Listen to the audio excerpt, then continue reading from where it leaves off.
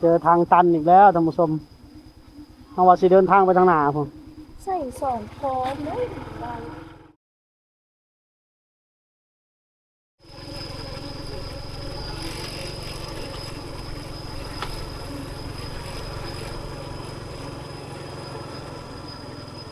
โอ้เส้นทางนี่เส้นทางดังเดิมของหมู่บ้านแต่เก่าได้อท่านผู้ชมมีเส้นทางใหม่ในเส้นทางเก่า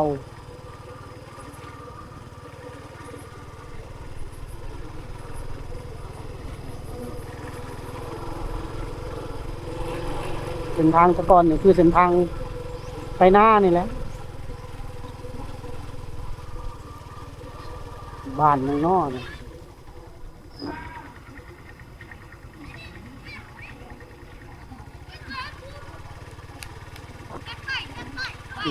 เด็กน้อย บายบายบายบายมีขนมปันต้อนเขาโอ้ตัวเรือนหลังนี่ดั้งเดิมขนาด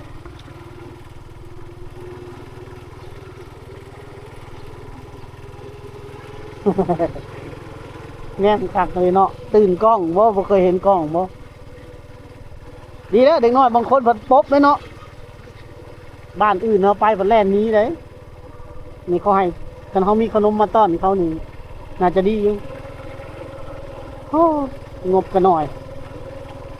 บ่มีงบซื้อขนมให้เพิ่นว่า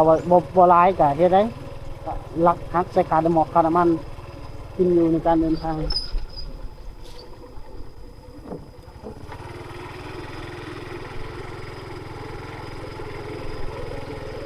เห็นเขตป่าสงวนเนี่ยแต่ด้านหลังนี่ป่าสงวนแห่งชาติไปซ้ายเซ็ตลมอยู่แค่ วันนี้ไปขายสิไปขายอันนี้บ่เออไปขายนี่ไปขายอยู่บ้านไหนวันนปอกบ้านปอกโอ้วันชว่างย่างเอาเนาะจักเนาะย่างมันยังอยู่ทางหลังน่ะคืออ่องลายเลย เซนตมุกโอ้ไปขายสิ้นอีกขายเซนตมุกเจ้ามาตะบ้านไหนบ้านเพียงลีนแกงลินโอ้ไปหลายบ้านบ้านปะเตยโอ้ยไปหาขายเครื่องนี่บ้านชะบ้านลัวบ้านชะเรงบ้านปูนมานายปอละเบาแต่ว่าย่างเอาเตียงย่างตลอดคือบุขี่รถคือบุขี่รถคือบุขี่รถโอ้โหจักขี่รถขับรถบ่เป็นโดยขับรถบ่เป็นขี่รถคนขี่รถคนบ่เคยบ่ย่านโดยเข้าใจคนรุ่นเก่ารถใหญ่บ่เคยละย่านอันนี้มันอ่องกระเป๋านี่อ่องสินท่านผู้ชมสินที่เขาตำเอาไปขายบ่หรือไปแลกเปลี่ยนไปเปลี่ยนแลกเปลี่ยนอะไรหยังเป็นแป้งนัวโอ้แลกเปลี่ยนพวกแป้งนอกแป้งนัวชูรสมีชิ้นหลายๆเจอค่ายชื่อข้าวกินโดยไปเด้อขอบใจโชคดีเด้อโชคมันร่ำรวยคันเอื้อยไปอยู่นี่ก็กินน้ำโดยกินน้ำเด้อขอบใจโอ้ท่านผู้ชมเอาพบกับแม่ค้าสาวขายเนาะแต่ว่าเพิ่นค้าขายรุ่นเก่านะไปแลกเปลี่ยนเอาแลกเปลี่ยนแลกเปลี่ยนเป็นนัวกับชูรสเลยท่านผู้ชมเอาสิ้นเขาตำสิ้นมุก5มุก6มุก8จังซี่ครับที่นี่นะแล้วก็ไปแลกเปลี่ยนเอาติดเข้าก็ไปแลกเปลี่ยนเอาส่วนหลายคนแถวชนบทจะบ่มีเงินเด้ก็แลกเปลี่ยนเป็นนัวแลกเปลี่ยนซื้อข้าวคันผู้ใดมีก็ไปซื้อค่ะแลกเอาเงินซื้อเอาชูรสกระทงนึงก็แพงแน่เนาะ20,000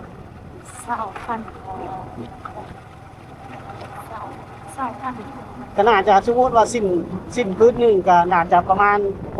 ทงชูรสประมาณ2 ถุงหรือ3 ถุงประมาณนี้เนาะเรื่องราวของกำจังเฮาอยู่แม่ค้าสาวขายแลกเปลี่ยนแบบรุ่นเก่านะแต่พุทธญาเอ้ยมันก็ยังมีซื้อแล้วก็เราบ่ได้ใช้รถอีกเราย่านเราขับรถเป็นครับเรื่องราวของการเดินทางของเฮาท่านผู้ชมเนาะอะไรครบเยอะแค่ดีเขาสิเข้านี่บ่ครับทางยากเด้ยากมากเอาเนาะไปตามทางนี้เลย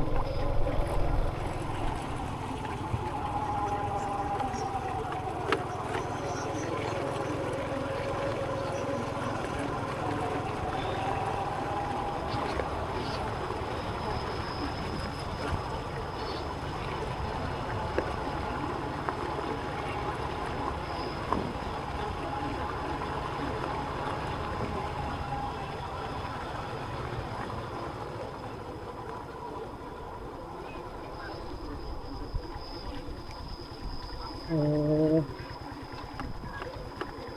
เอามาลงเอามา เจ็บ ข้าวไปใส่ โอ้แต่ก่อนมันมีสะพานเลยเนาะ นี่ไง แม่นบ่ นี่ มีสะพานอยู่ด้วยเนาะ แม่น อันนี้ เก็บปุ๋ยหมด โอ้มีแต่ผู้ใส่เสื้อผ้าแต่ในครัวจมสะพานเดิมครัวเดิมครัวจมตัวนั้นครัวใหม่ขาดแล้ว แต่ว่าไปทางนี้ได้อยู่ของมอเตอร์ไซค์นะเส้นทางน่ะเส้นทางไปบ้านนั่น เอาน้องมิน บ้านน้องมิมบ้านประจเตียนบ้านอันยังก็บ้านประจเตียนกับบ้านหยังเนาะ ตรงนี้ปะ บ่แม่นสะพานบ่สมุทรไทยกู แม่นจะสร้างใหม่ได้ไหน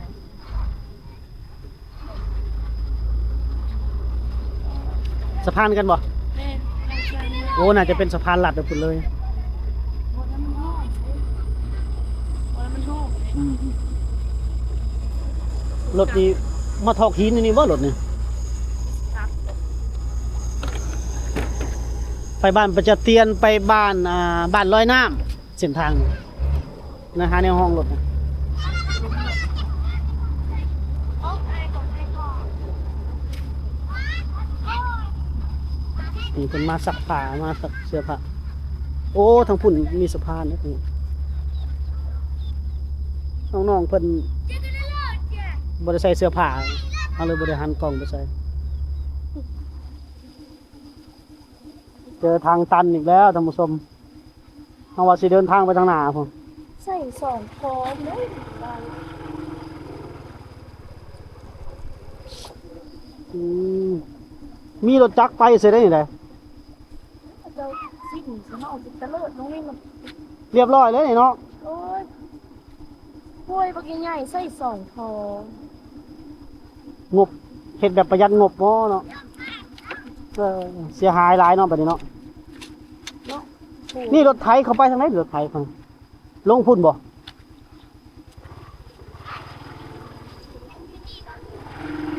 จะไปลินน้ำบ่จะไปลินมาลินน้ำบ่เฮ็ดรถจักรเข้าไปทางนี้บ่รถจักรเขาโอ้ยบ่ไปก็ยาแล้วโอ้ยนี่ก็ไปยากคือเก่าหั้นแหล้วขาดมันเนาะ ลำบกจะส้นคุณ เสียหายเนาะ สองขวบสามขวบแล้วได้แบบนี้นะ อืม เฮ้ยพอเดี๋ยวห้วยบางใหญ่บ่บอกขึ้นไปบ้างนี่ ฮะ บ่บอกขึ้นไปก่อนบ่บอกลง ก็เฮ็ดยังไงนี่ลงกัน บ่ขึ้นไปนี่นะ เราสิไปบ่นี่สว่านบ่เลย เนี่ย คนเวียด พอเอ้ย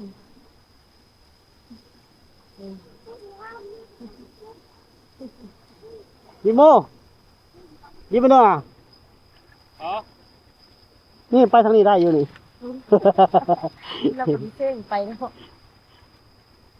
ดีเดียวคงนี่ขอย่านขอยบ่ไปนะได้อยู่ผู้เดียวไปนี่หมดเหนื่อยนี่เดียว แล้วไป คิดพออยากนะ ญาติดีกันเนาะ ตบลงหันหันกลับเราก็ยังยาก เราก็ย่านคือกัน โอ้ไปกินมันซื้อเนาะ ไปขอยย่านคือกันเราอะเราว่าขอยย่านเราอะขอยก็ย่านคือกันอู้มันจับกล้องเยื่องให้เบิ่งน่ะมันมีอันท่อนะท่อเดียวนี่ดอก สูงก็บ่เห็นก็จะยานหนึ่งเวียดไปยังไง สอง สองป้องกับป้องแล้ว ป้องท่อน่าจะพี่เบิ่งพี่แมทนึง พวกเราไปรับไปที่ไหนนะ พี่ที่เดียว ได้แล้วมีเรื่องบนไปบนเจ้าเรียกเขาแล้ว อ๋อเขามาค้าขายนี่เบิ่งตามเลย กลับ ก็เนาะโหตัวอันนั้นก็ฮะนี่กับ ฐานเลยกลัวตัวคุณสะพานมันขาดตัวนี้ก็สุดโตลงกันแล้วใช้งานบ่ได้แล้วเด้เนี่ยโอ้มูลค่าอะไร100 ล้านนี่กลัวนี่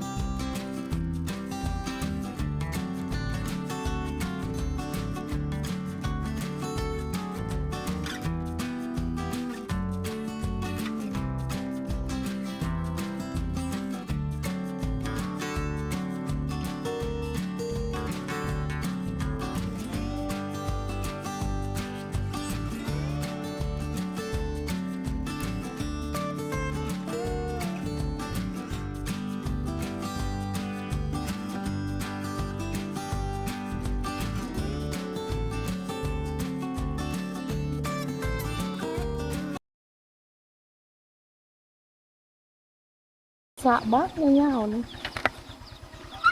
ลงมือเป็นตำเข่า บางคนต่ำเข้านะเขาเพิ่นสะเพิ่นบักยาวๆนี่ต่ำเข้าป่ะว่าต่ำเข้ารอบบ่ายเด้อเพิ่นต่ำเข้านะคนโอ้ยอย่าแล้วแหละ สากไม่เอาเลยเนาะสากไม่เอา เพิ่นต่ำแล้วเอาสิแล้วเลยเด้อ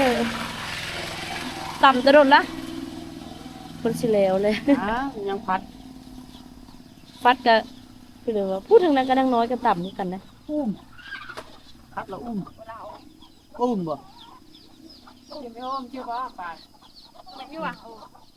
บริคืบริคือกันใด ฮะ พูดน่ะไปนั่งน้อยเพิ่นนั้นไปหานั่งน้อยเพิ่นทางนั้นก็การยันไกลเพิ่นต่ำตะดุนแล้วเด้อะ คุณทำเท่ากับเห็นตำขับนี่เขากลับออกมาจากที่ครัวขาหัวสะพานขาด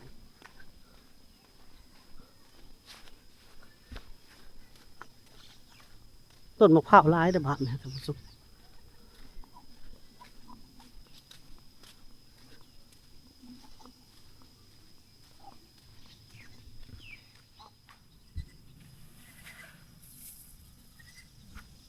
ตำเข่าบ่น้อง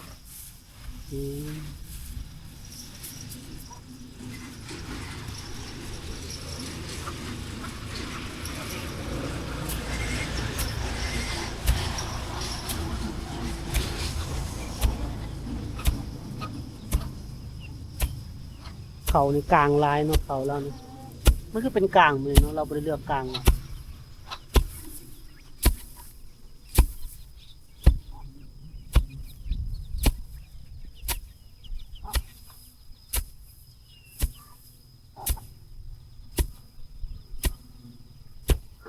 น้องๆเป็นกำลังตำเขา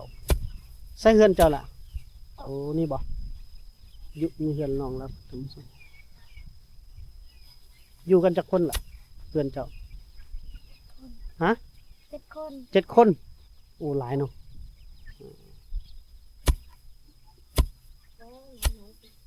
ต่ำได้นี่นะนี่คือต่ำกลางมันออกซื้อติ ตำกลางมันเนาะ ปกติเขาจะเอาอันนั้นเนาะย้องออกเอาเนาะ ตำกลางมันบอกก็ตำคือเก้ามาแล้ว ต่ เจ้าไปซีบ่หรือตำเอา ำ ซีซีเฮือนเขาบ่หรือเฮือนตัวเอง คนเขา เฮือนเขาเขาเก็บเงินบ่เขาบ่ได้เก็บ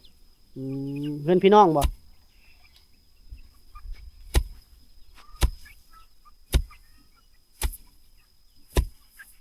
ต่ำกลางเนาะ ตำกลางมันเนาะไก่ก็กินดีเลยสบายเด้อไก่หมูเต็มกิน บนน้องต่ำกับผมยืนดีต้นมะพร้าวนะ ผมในแดดนะเจ้าซื้อยังล่ะ ไม่แพง แพงน้องแพง ได้เรียนหนังสือบ่บ่ได้เรียนเนาะออกแล้ว ออกแล้วหรือบ่ได้เรียนเลย เรียน เรียนฮอดปอใด มสาม ป .3 โอ้ป .3 แล้วออกบ่ พี่น้องสิต่ำตั้งออกเนาะ เอาตำกลางมันออกไปซื้อ ก็ร้อนได้หั่นน่ะแล้วน้องไปฟัดข้างในเลยเนาะ ผ่านการพัดเรียบร้อยแล้วก็ เอ้ยกุ๊กหมูแล้วนี่เนาะ ครอบครัวเพิ่น7 คนน้องน้อยเพิ่นน้องแพงนี่บ้านเคิ้นบ้านหยังบ้าน ไปนะ บ้านตังอะเมืองนองแขวงสวรรณเขต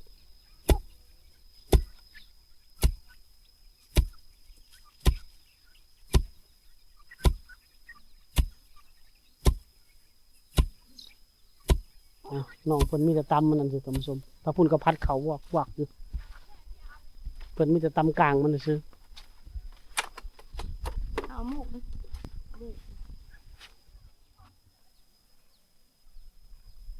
หมู่บ้านนี่ต้นพร้าวหลายๆท่านผู้ชมโอ้คือสิอายุหลายปีแล้วเนาะต้นพร้าวเต็มเลยทางนั้นก็เพิ่นฟัดเขาอยู่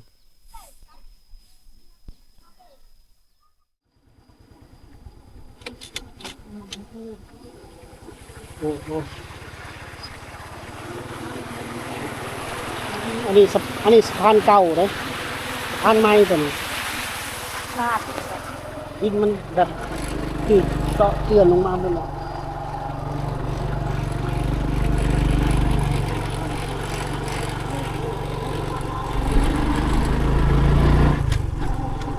เสียหายหลายเนาะ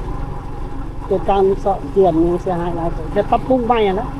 ตัวใดปรับปรุงใหม่ได้ คือตัวนั้นตัวมันขาดมันทุดโตลงแล้วเลย